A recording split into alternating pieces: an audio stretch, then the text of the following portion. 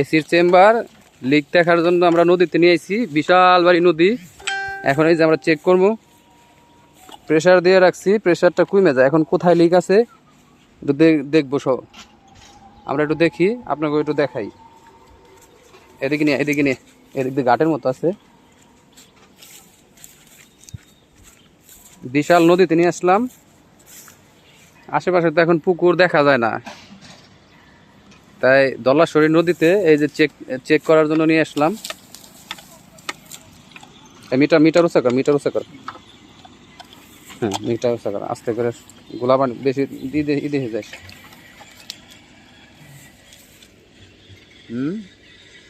পানি খাইতেছে মনে খারাপ দিয়ে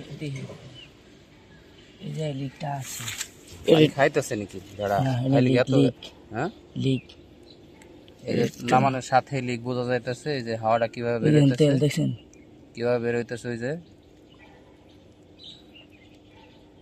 চেক করার জন্য মানে প্রেসার দিয়ে রাখা যায়, কিন্তু প্রেসার থাকে না, তাই নিয়ে কি করবো, লিক দেখার জন্য আর কি এভাপোরেটরটা নিচে নিয়ে আসলাম। এই যে একবার নদীতে, দলাশরী নদী, এটা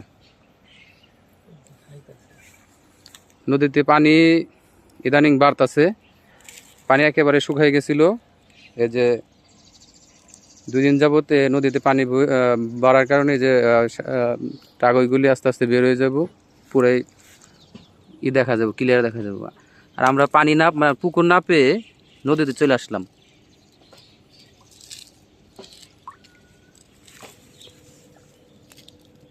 এই একটু টুসা করে দিই, হালকা টুসা করে রাখছে, ওই যে উড়া দলিক আছে,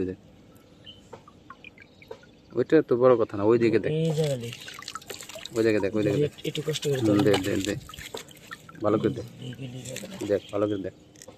এই যে গুড়াই লিক, এটার গুড়াই লিক বা যে জায়গায় লিক ওই জায়গায় চিহ্ন রাখ। যে মানে নিচে নামা, এটা নামা নিচে জায়গায় কিছু আনস নাই, দেখার জন্য কিছু আনস নাই, নামাই রেখে যা। টেস্টা মেস্টা নিয়ে আসিস নাই। হ্যাঁ, লিকটা আমরা আপোষে পেয়ে গেলাম। যদি এমনি প্রেসার দিয়ে রাখা যাইতাম তাহলে লিকটা পাইতাম না। লিক চেক করার সহজ উপায়, আপনারা মানে আপোষে লিকটা ধরতে পারবেন। এদিকে, এটা ওইদিকে ঘুরে, এদিকে দে, এদিকে আন। হালকা এটা আমার দেখতে নামা, নিচে নামা, নিচে কর। এই দেখেন এখান দিয়ে মানে কিভাবে বলক বেরোচ্ছে।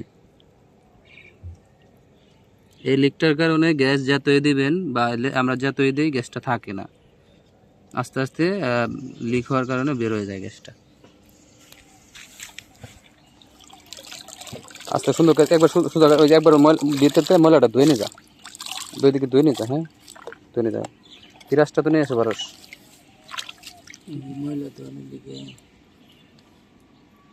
বিরাজটা নিয়ে আসলে মাইরা দিতে পারবি না।